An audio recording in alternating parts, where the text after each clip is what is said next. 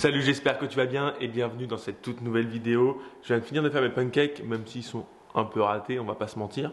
Mais ça change pas le goût, donc on s'en fiche. Et aujourd'hui, on va parler des pires erreurs à ne pas faire si tu souhaites perdre du poids ou atteindre tes objectifs. 5 erreurs très communes à ne pas faire si tu veux perdre du poids. Dans cette vidéo, je vais te présenter ces 5 erreurs, comment elles se présentent et comment tu peux les éviter, les solutions tout simplement à avoir pour ne pas tomber dans le panneau et pouvoir perdre du poids plus facilement à long terme.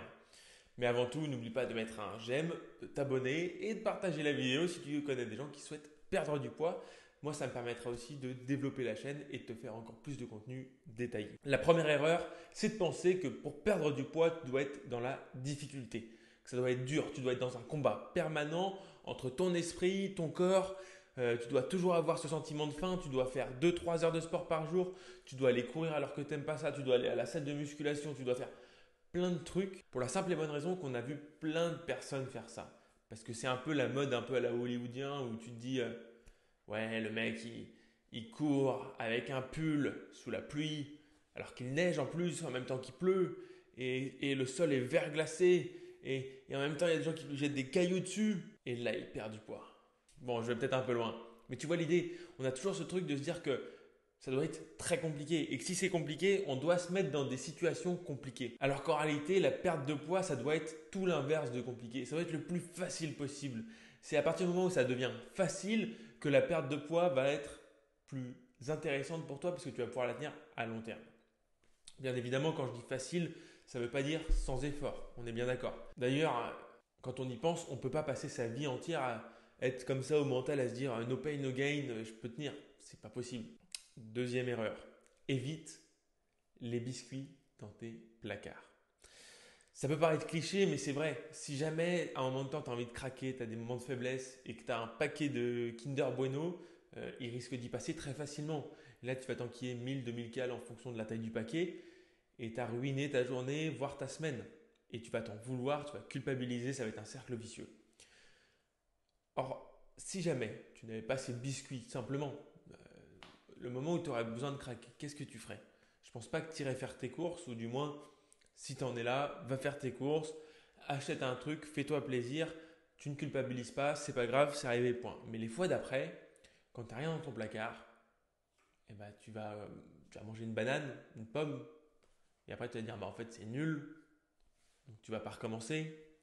Et petit à petit, tu vas progresser, sortir un peu de ces mauvaises habitudes et surtout te décentrer, je ne sais pas si c'est le bon mot, mais tu vas comprendre l'idée, de cette problématique qui est tout simplement qu'on a tendance à rattacher nos émotions à un aliment, à un type d'alimentation et que là, au moins, tu n'auras plus tout ça. Donc ça va être un peu à l'effigie de quelqu'un qui arrête la cigarette.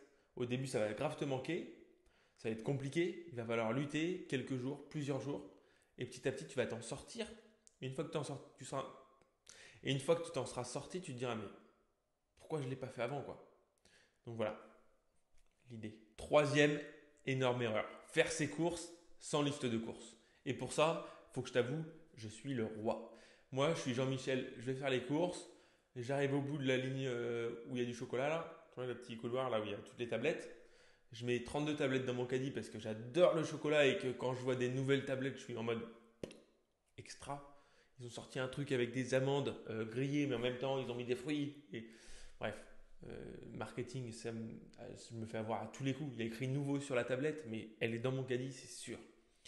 Donc, au moins, avec une liste de courses, et c'est ce que je fais aussi la grande majorité du temps, j'évite tous ces problèmes. Je me dis, ok, je vais me prendre 2 tablettes, point. 2 tablettes, c'est tout. Et en fait, je suis ma liste bêtement, j'évite les rayons, biscuits, tout ça. On évite au maximum la tentation et on ne va pas faire ses courses avec le ventre vide parce que si on a le ventre vide et qu'on va faire ses courses, on risque d'acheter 90% de conneries et à la fin on se dit mais j'ai rien à manger en fait. J'ai acheté des gâteaux, des trucs mais qui n'ont rien à voir et au final j'ai rien à manger. Donc fais-toi une liste de courses et mange avant d'aller faire tes courses. Quatrième grosse erreur, la pression que tu peux te mettre et la culpabilité. Je les mets dans la même catégorie Parce que très souvent, en fait, on va se mettre la pression, on va se dire qu'il faut absolument être à 100%, il ne faut pas craquer, il faut pas. Toi, je t'en parlais tout à l'heure avec l'histoire des Kinder Bueno. C'est-à-dire qu'on a toujours cette idée de se dire il ne faut pas que je craque, il ne faut pas que je craque, il ne faut pas que je craque. Et plus on va se dire ça, plus on va avoir tendance à craquer. L'idée de ne pas avoir de pression, c'est de se dire ok, j'ai peut-être passé une mauvaise journée, j'ai peut-être pas fait les choses qu'il fallait aujourd'hui pour atteindre mes objectifs, mais en fait, là, c'est pas grave. Ok, je lâche la pression, je vais pas culpabiliser à me dire oh là là, j'aurais pas dû manger ces Kinder Bueno. Je lâche la pression, c'est pas grave. Je comprends pourquoi j'ai mangé ces Kinder Bueno. Je me dis ok, je les ai mangés parce que j'étais fatigué, j'ai une journée de merde au boulot en plus, je me suis engueulé avec ma femme ou avec mon mari. Euh, ok, c'est pour ça que j'ai eu ce ressentiment ou ce sentiment et que je me suis tourné vers la bouffe. Maintenant, je le sais, je l'ai compris. La prochaine fois que j'aurai cette sensation-là, je me dirai, ok, est-ce que tu veux manger parce que tu as faim? Est-ce que tu veux manger parce que tu vas pas bien? Ok, si je vais pas bien, est-ce que je peux pas aller faire une séance de sport par exemple? Est-ce que je peux pas dessiner, faire une activité qui te plaît? Et on va essayer en fait tout simplement de se déculpabiliser, de lâcher la pression et d'éviter enfin, en fait, de comprendre quel sentiment, quelle sensation tu ressens va avec l'émotion de il faut que je mange. L'idée, c'est vraiment de petit à petit, ça se fait pas du jour au lendemain, c'est un travail de longue haleine, mais petit à petit, tu vas y arriver et tu te diras, mais c'est dingue quoi. Et une fois que tu t'en sors, en fait, c'est toujours facile à dire parce qu'une fois que tu passes cette situation-là, tu te dis, mais c'était tellement évident. Et la cinquième est peut-être la pire. Bon, c'est sûr, c'est la pire des erreurs. C'est de penser en poids. Alors, j'ai envie de te dire oui et non. D'un côté, parce que c'est vrai que moi-même, quand j'ai un coaching avec quelqu'un, je vais lui dire, ok, est-ce que tu as un objectif en poids? Est-ce que tu as un point en tête? Tu vois, est-ce que tu veux perdre 5 kilos, 10 kilos, etc. Même si en réalité, c'est une erreur. C'est une erreur, mais ça a quelque chose de réconfortant. Par exemple, dans le cadre d'un accompagnement, la personne ne peut pas voir en un mois un changement réel visuel sur son corps. Tu te vois tous les jours dans un miroir, c'est compliqué de voir en un mois un avant-après, hormis si tu prends des photos et que tu les compares.